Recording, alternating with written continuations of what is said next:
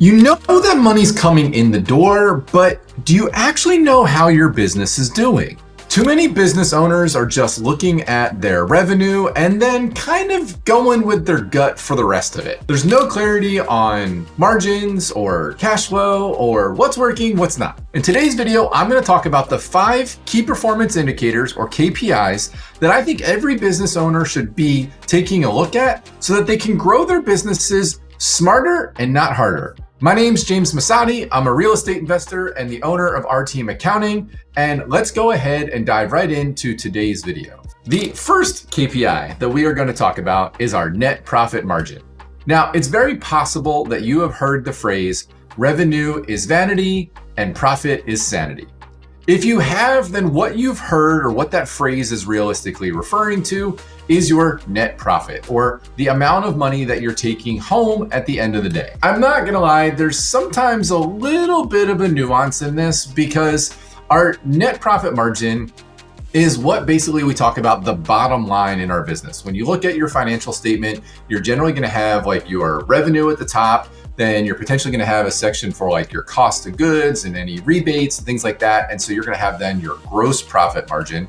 You have then all of your expenses that aren't being allocated into those other categories, maybe some other kind of things that not all businesses have, but then at the end of the day, you're gonna have a net income at the bottom of your financial statement. Now, it is possible, depending on your business, that you have some non-cash activity going on your income statement or your P&L.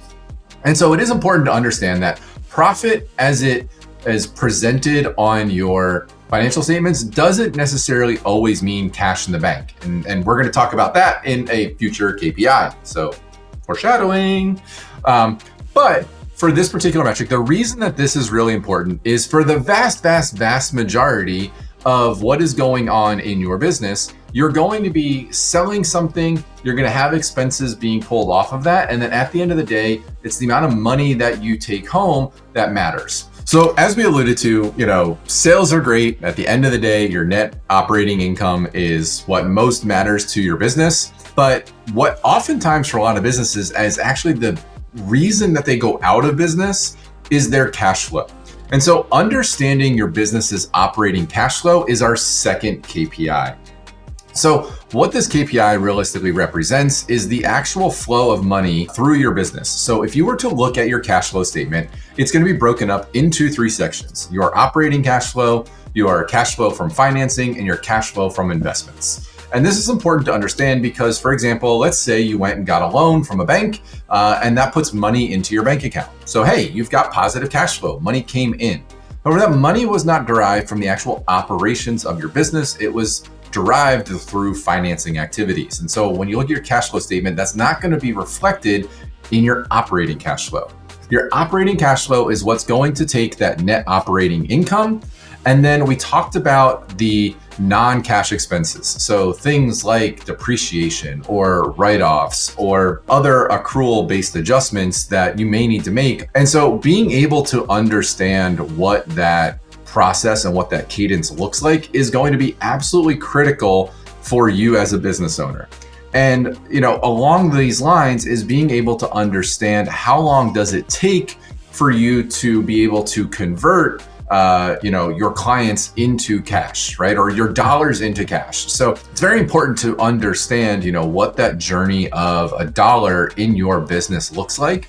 And ask yourself the questions, what can I do to improve that cash cycle? Because that cash is ultimately the lifeblood of your business, because you could have projects that have phenomenal profit margins, but if at the end of the day you run out of money to actually run your business to realize that profit, then that's where you're ultimately going to have a significant issue and significant challenge, which is why understanding your business cash flow is so critically important for small businesses. All right, so for the third KPI, we're gonna go ahead and talk about gross profit margin. So this is a little bit of a step backwards. We already talked about the net profit margin, which for me, I think is like one of the most critical things for you to be able to understand.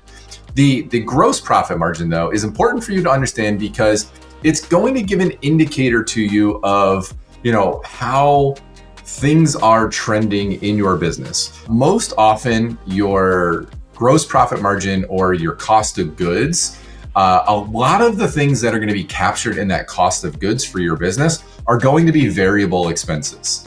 And so those variable expenses, generally speaking, will, as a result of being variable, actually make it so that your gross profit margin stays stable. Meaning that if your revenues go up 10%, your costs probably are also going to go up roughly 10%. And therefore, the actual percentage margin that you're going to make is going to stay roughly the same.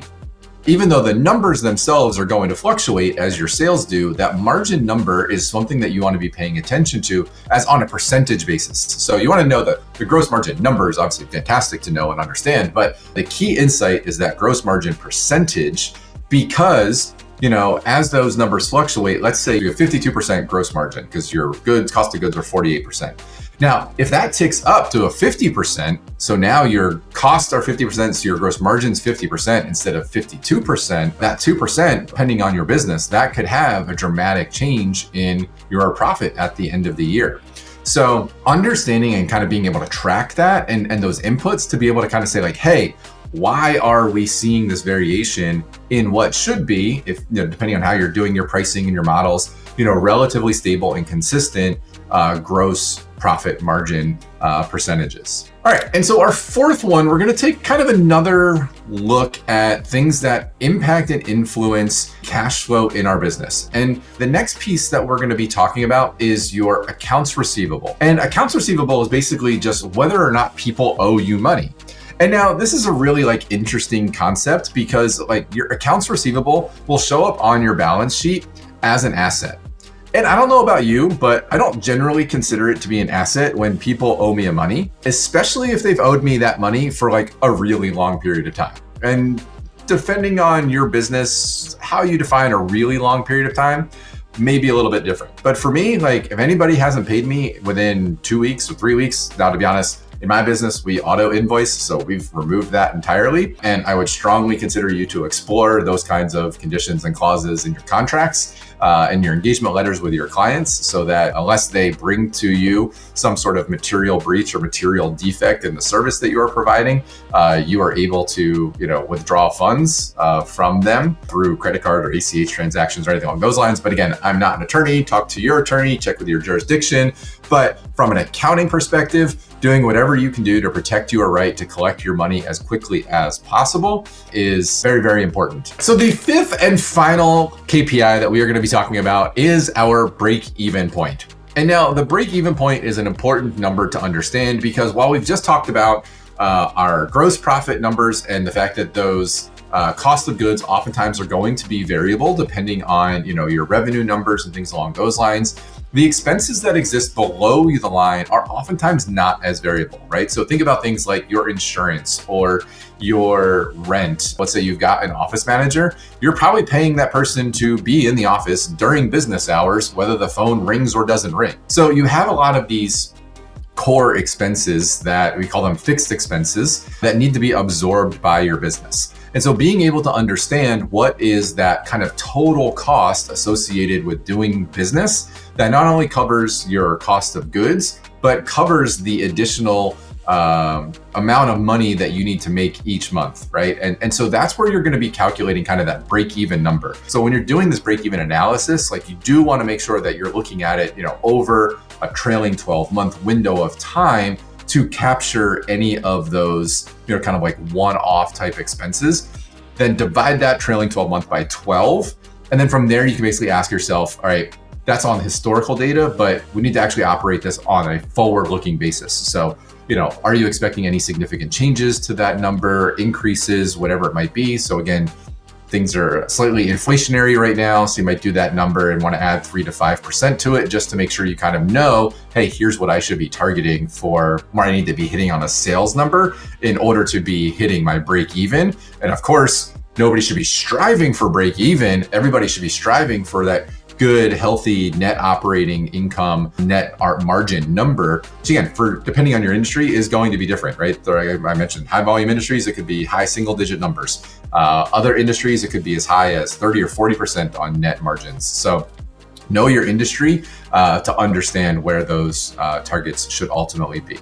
So those are the 5 KPIs that I strongly recommend that every business owner know and understand for their business, because without them, it's going to be a real struggle to identify whether you're doing the right things in your business to ultimately grow in a way that's going to be sustainable and work for you. And so now that we've got some KPIs that we're going to be taking a look at, go ahead and click on this video here on your screen so that we can kind of dive into how do we actually grow our business now that we have these numbers without experiencing burnout.